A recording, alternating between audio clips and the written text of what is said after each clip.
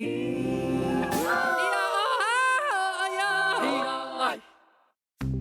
cabinet puts forward its $123 billion budget for 2027 with pleas to avoid the delays of continued political gridlock. 审查预算应该要合理的审查，也应该要按照宪法的期限来完成这个审查。3% of GDP is earmarked for defense in next year's budget, but will it be enough to satisfy the U.S.?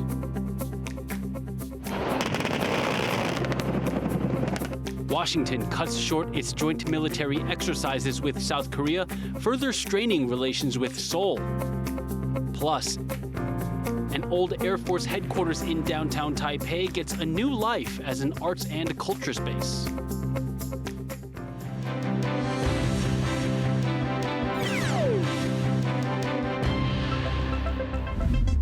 A warm welcome to TaiwanPlus News. I'm Leslie Liao. Taiwan's cabinet has unveiled details about next year's general budget proposal. While it outlined its focus areas for its 2027 spending plan, the announcement also came with a personal plea from the premier. The cabinet has proposed a general budget for 2027 totaling $123 billion, roughly 30% higher than the proposal for this year. Despite the jump in spending, the government says the budget is balanced and that record government revenue means debt will not increase. The budget focuses on 6 key areas: smart technology, defense, social benefits, soft power, distributed growth, and sustainable development. It includes $21.7 billion for Taiwan's defense ministry. But the country's overall defense spending will reach $35 billion, bringing it in line with the NATO benchmark. 而按照北大西洋公约组织的标准，整体的国防经费是达到1兆1225亿元，占 GDP 的比例逾3%。The cabinet has also earmarked funds for the public to receive $300 per person to share gains from the country's booming tech sector. But the bill is far from passed. 审查预算应该要合理的审查，也应该要按照宪法的期限来完成这个审查。因为在这次115年度的中央政府总预算中是严重的拖延。The 2026 budget wasn't approved by Taiwan's opposition-led legislature until last week, making it the longest delay on record. As the premier and cabinet appealed to agencies and lawmakers to overcome political differences, the government now faces the challenge of avoiding similar delays in the next budget cycle. Howard Zhang, Luffy Li, and Leslie Liao for TaiwanPlus. Taiwan's planned defense spending for 2027 has reached $35 billion, about the NATO standards of 3% of GDP. What does this say about Taiwan's commitment to strengthening its defense capabilities? Our reporter Alan Liu spoke with Shenming Shi, a research fellow at the Institute for National Defense and Security Research, to find out more. By NATO standards, Taiwan's proposed 2027 defense budget will reach a record $35 billion, which is equivalent to about 3.9% of GDP. How significant is this increase in Taiwan's defense spending? Okay, we know that the so-called NATO model or NATO standard refers to a conventional military defense budget of 3.5% of GDP, with another 1.5% allocated to cybersecurity, defense industrial, and critical infrastructure. We can see that Taiwan next year defense budget is expected to be around 3.9%, demonstrating Taiwan's defense determination and can gain the trust and support from the United States, especially President Trump. We've seen in recent years the U.S. has repeatedly called on its Indo-Pacific allies to spend more on their own defense. Do you think Taiwan's proposed budget for next year meet those expectations? Taiwan's defense budget appears to be in line with the United States expectation. It also promotes cooperation between United States and Taiwan in defense industrial and significantly drive United States $14 billion on sale to Taiwan. The United States National Defense Strategy report calls for first island chain country to strengthen their deterrence capability, and defense budget are a clear indicator. We know 2027 is often considered a critical year because the POA plans to have built the capabilities needed for a potential Taiwan invasion by then. So looking at Taiwan's current military investment, how prepared do you think Taiwan is? We can see that about the next year defense budget report from the Executive Yuan press conference revealed that the spending on high-performance fighter jet and increasing and enhancing the capability of the naval and air force and expanding the recruitment of the volunteer soldiers and procuring some domestically developed defense drones are all preparation met in response to the imminent military threat from the CCP and maybe of the so-called 2027 timeline. That was Shenming Shi, a research fellow at INDSR. There's tension in South Korea as the U.S. cuts back routine joint exercises and U.S. President Donald Trump makes overtures to North Korea. Trump has suggested he plans to meet North Korean leader Kim Jong Un later this year. John Ventrius reports.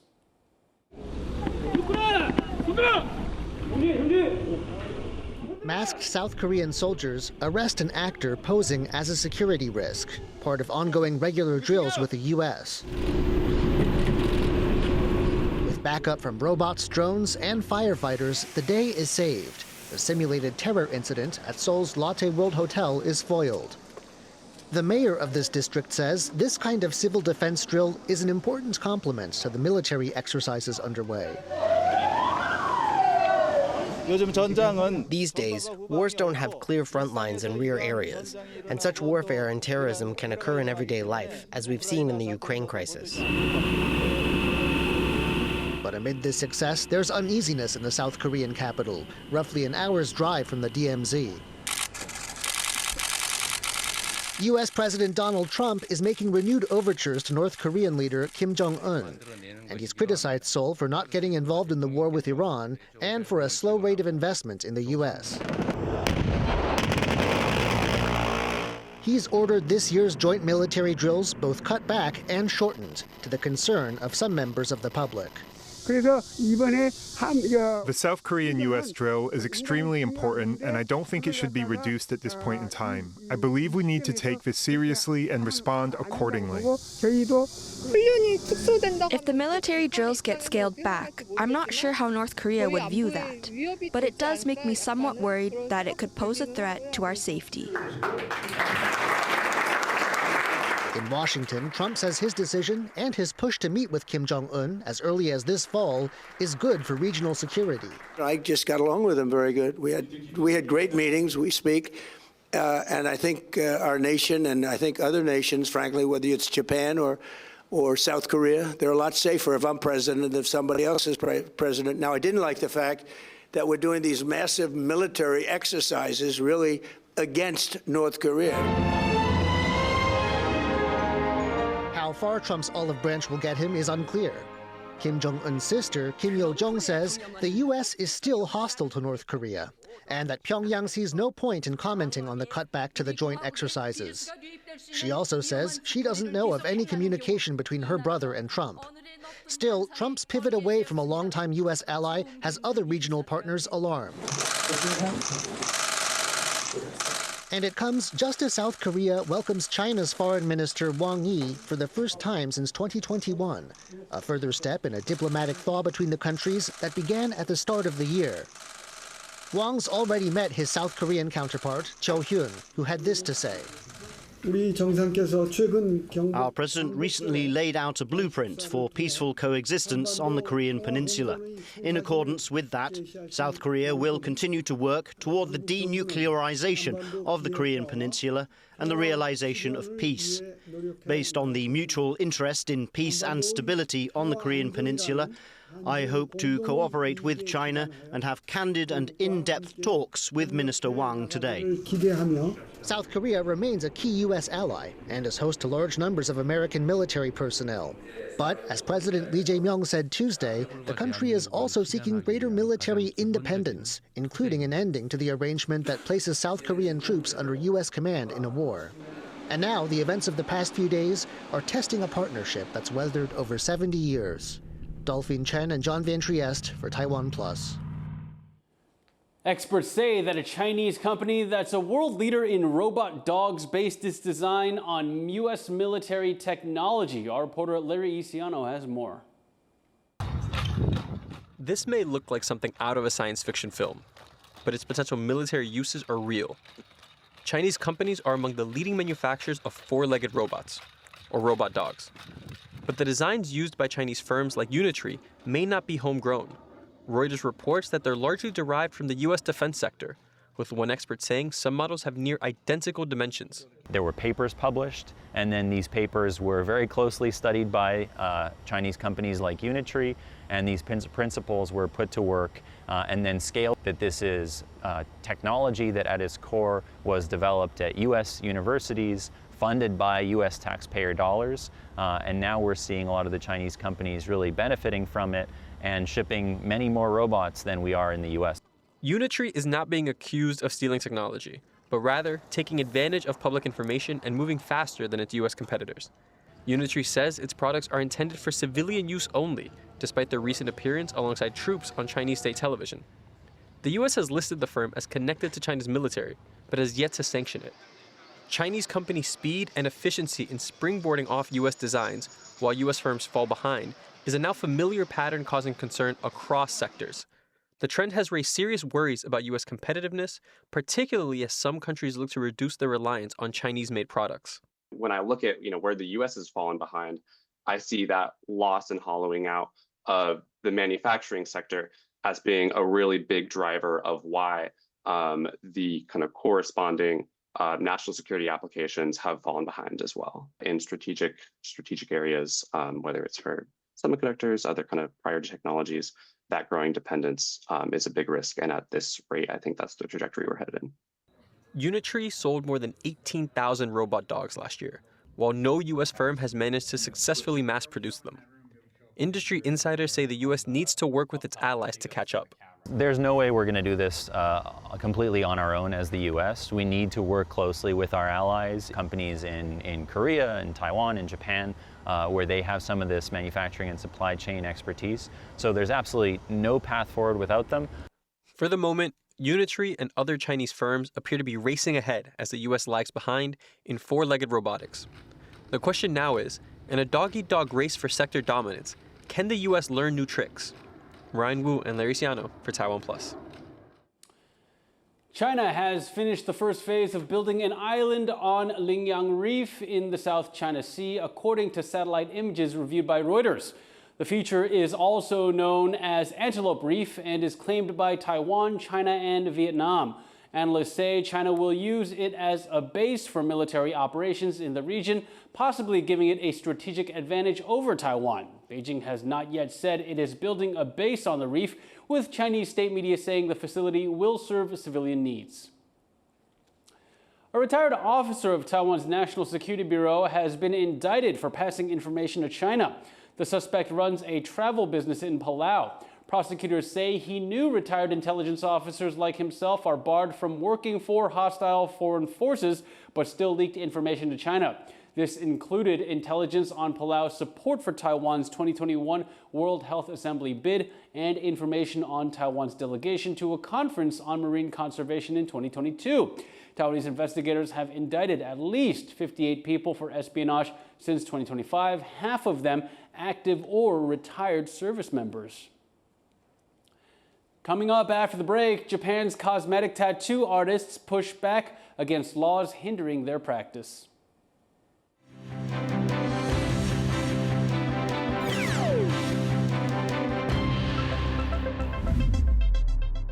For more stories about Taiwan and some exotic pets, download the TaiwanPlus app.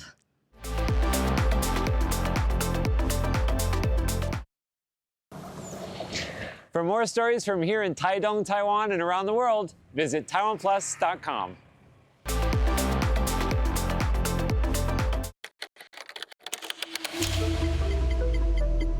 How does Taiwan stay on the forefront of innovation in a world of uncertain tariffs, wars, and shifting geopolitics? Get answers and more. From award-winning programs to exclusive Mandarin dramas. Download the TaiwanPlus app to any device today. No ads, no bias, just facts. TaiwanPlus.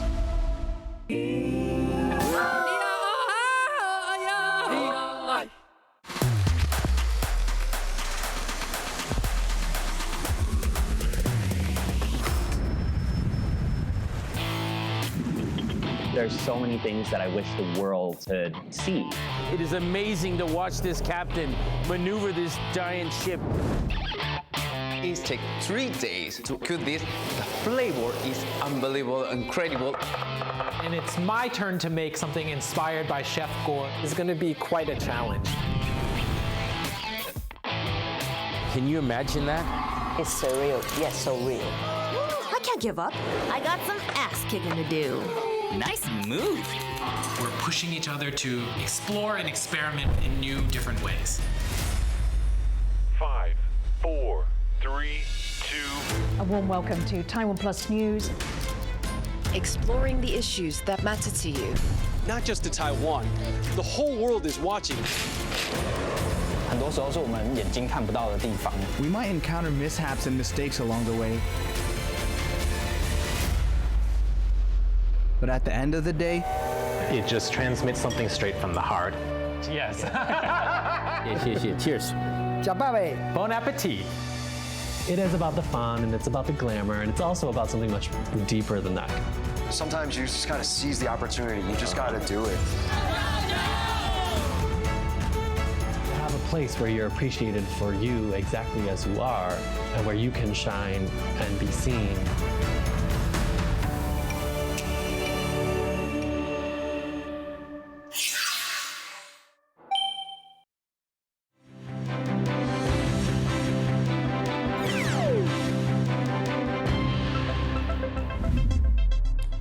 Welcome back. You're watching Taiwan Plus News. Taiwan is acting to secure the global semiconductor supply chain by announcing new international standards. 我们数发部跟 SEMI 半导体协会以及台积电我们就一起推动，然后制定了 SEMI E187 这个资安标准就是我们会要求所有的半导体供应链里面所有厂商都必须符合一定的资安标准确定说这个骇客不能透过这个所谓的供应链攻击或者是跳板攻击就是先骇入其中供应中的一环，然后去打进那个台积电或者其他的半导体大厂。Taiwan developed this cybersecurity standard for chip suppliers. It aims to prevent hackers from planting malware in equipment before it reaches chip makers like TSMC through supply chain partners. Taiwan's Institute for Information Industry is now the world's first lab certified to test for compliance with the standard. Taiwan continues to ride high on the global AI boom, with export orders hitting a record high of around $98 billion in July. The Economy Ministry announced the figure, up about 62% from a year ago. It also marks 1.5 consecutive years of growth, mainly driven by the tech sector. Traditional sectors such as machine tools and metals also posted growth, recovering from weak performance last year. A pay bump is on the way for military service members, civil servants, and teachers. 军公教人员也从今年7月调增专业加级以及主管加级各2000元，明年1月起还会再加薪4%。这将是蔡英文前总统执政和我上任后累计第5次为军公教加薪。President Lai Ching-te made the remarks while visiting an army base in Taichung. He said the pay raise recognizes the professionalism of service members while also strengthening national defense. Plans for even higher military salaries by opposition lawmakers are stalled amid a political standoff. In the middle of Taipei sits Taiwan's former Air Force Command headquarters. After the military moved out in the 2010s, the space has now been turned into an art and cultural hub.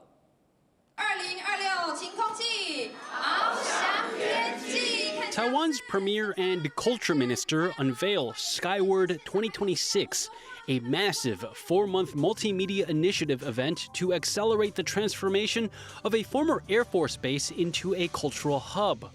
Kongzong Cultural Base was once Taiwan's Air Force Command headquarters.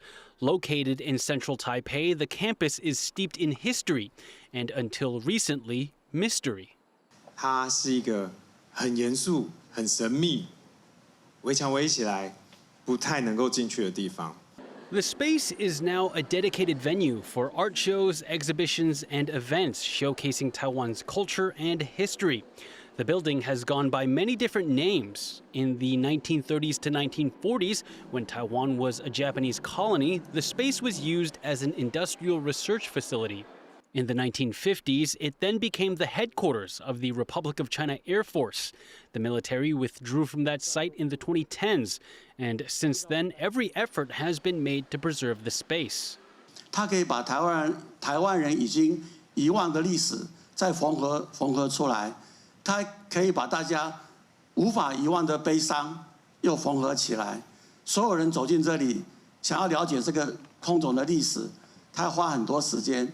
最后，他终于会把自己跟土地缝合在一起。 In 2015, the Economy Ministry first took over the space to turn it into a hub to attract innovation and entrepreneurship. Then, in 2018, the Culture Ministry took the reins, turning the base into the Taiwan Contemporary Culture Lab, a space for art, performance, and creation. Today, the former airbase hosts several art exhibitions, shows, and events. It now goes by Kongzong Cultural Base. The words Kongzong mean Air Force headquarters and pay homage to the campus's past. In 2024, the space was officially designated a national monument. Within these walls are stories about Taiwan's history, development, and legacy. From industrial research to military operations and now cultural development, Kongzong Cultural Base has seen all facets of Taiwanese history grow on its grounds. Joseph Wu, John Su, and Leslie Liao for TaiwanPlus. A new mRNA vaccine could effectively treat a dangerous form of skin cancer. Moderna announced that a personalized vaccine appeared to stop melanoma from returning or spreading. The vaccine was used with Merck's immunotherapy drug commonly used to treat melanoma, providing better outcomes than just using the drug alone. The companies are continuing trials on other types of cancer. In Japan, cosmetic tattoos are gaining popularity but fall into a legal gray area. In Okinawa, a fight to get them regulated and legalized is on. Yvonne Yang has more. Tattooists are demonstrating scalp micropigmentation, or SMP, at a convention center in Okinawa. It's in open defiance of Japanese law, risking legal consequences. Tattoo artist Remy Brahman, who founded the Japan Tattoo Hygiene Association, says his industry already takes safety seriously. What we are doing now doesn't hurt. We don't need anesthesia. And we teach how to prevent the spread of diseases such as HIV and hepatitis. But he says the law hasn't caught up. Even for something as simple as cutting hair, there are rules in place. But when it comes to tattoos, there are no rules at all. That's strange, right? Outlawed during the Meiji Restoration as Japan modernized, tattooing was only legalized under the post-war U.S. occupation, but then left largely unregulated. It was not until 2020 that Japan's Supreme Court took action. It ruled that decorative tattooing does not have to be performed by doctors, but the same did not apply to SMP and permanent makeup, leaving artists stranded in a legal gray area. It's only Japan, right? All over the world, permanent makeup is applied by beauty professionals. I wonder why Japan is the exception. It makes customers feel as though they are doing something wrong. Japan's tattoo stigma runs deep. Lingering ties to criminals and outcasts are hard to shake. People are still not allowed to show ink in many public places. Attitudes are changing, but slowly. Nowadays, a lot of people have tattoos simply as something fashionable. But in the past, there were also tattoos of a different kind. And today's tattoos are still viewed in the same way. That's why that negative image is so difficult to get rid of. A Japanese health official says that SMP has an established history of doctors' involvement. As recently as December, the health ministry warned that unlicensed practitioners could face criminal complaints and even arrest. I think Japan is quite strict, really, especially for me, being from Okinawa. I've been exposed to it since I was little, so I think attitudes could be a little more open. So the fight is on in Okinawa, once its own kingdom, and no stranger to pushing back against rules set by Tokyo. Alex Chen, Ted Chen, and Yvonne Yang for TaiwanPlus. Thank you for watching TaiwanPlus News. You can visit the TaiwanPlus website or follow our social media for more stories from Taiwan and around the world. And finally, check out these images from a unique jellyfish museum in Florida. I'm Leslie Liao. Take care. We'll see you next time.